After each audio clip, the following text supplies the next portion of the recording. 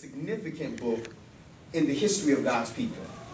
It's significant in the fact that it's not only a culmination of a project that God had formally started through the scribe Ezra, but it's significant because of the manner in which God chose to complete his work.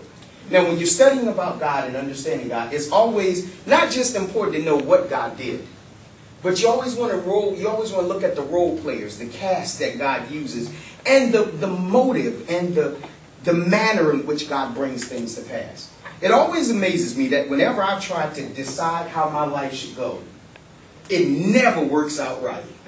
But when I just yield and submit to the process, everybody say the process. The process. I love it. This is a good word to write down. Process. Process, by definition, is a series of operations that produce a finished product. A process is a series of operations that produce a finished product. Now, what I've learned about process is that cheap things don't go through a process. I've lived in Philadelphia for a long time. I've traveled to New York. If you've been to New York, you know about Canal Street.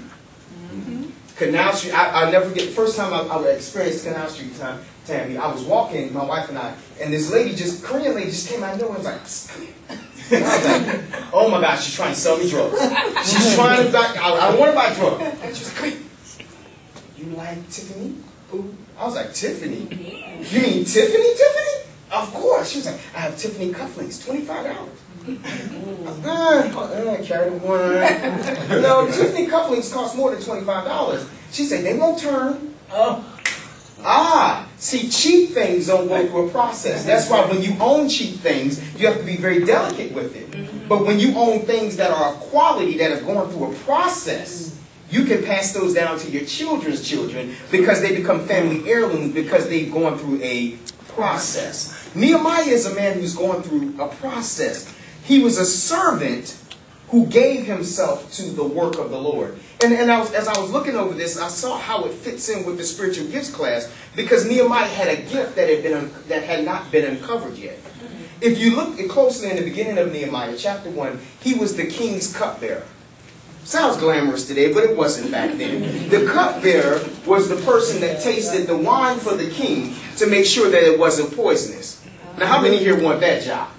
I mean, you really have to have God on your side to come home every night after a job like that. But I love Nehemiah because Nehemiah shows us what it means to be called. Growing up, I thought calling was God ripping open the sky, and you hear this audible voice that shakes the television and the couch, and God says, behold early, I have called thee for... And I always thought God talked in King James Version. Thou hast been faithful, I have called thee for the work in which I preparest thee. But that's not what a calling... That's not what a calling is all about.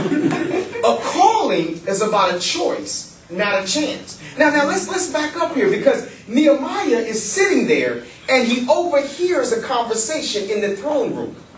He overhears people that have come back from visiting Jerusalem that said Jerusalem is jacked up.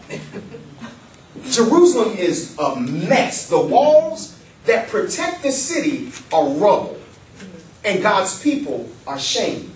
And this does something to Nehemiah. See, you know when God's dealing with you. Because you can't sleep because of other people's problems.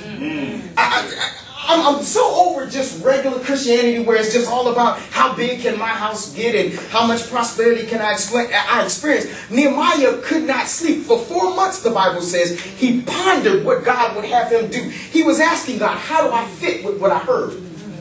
You don't have to go out looking for God. God will find you right where you are. If you would just tune your ears to hear what God is saying around you.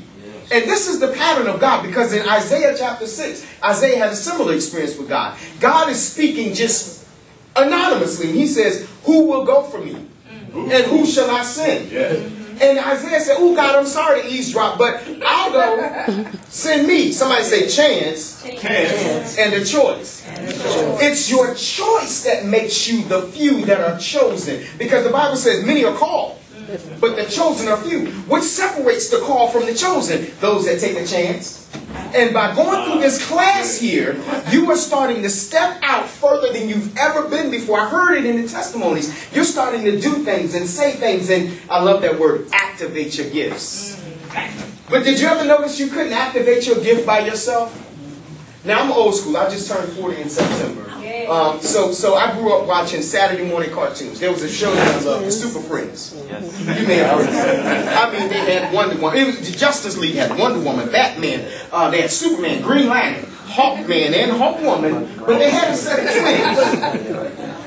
They had a set of twins called the Wonder Twins. Now, if memory serves me correctly, Sharice, the Wonder Twins were bad, but they weren't any good unless they were together. When they were apart, if you could separate them, you could deal with them. But if they ever got close enough, they would say, Wonder Twin powers activate. See, what happened in this class is you got with folks like Elder Kenneth who could say, I see something in you, and I'm going to help you activate what's already in you. But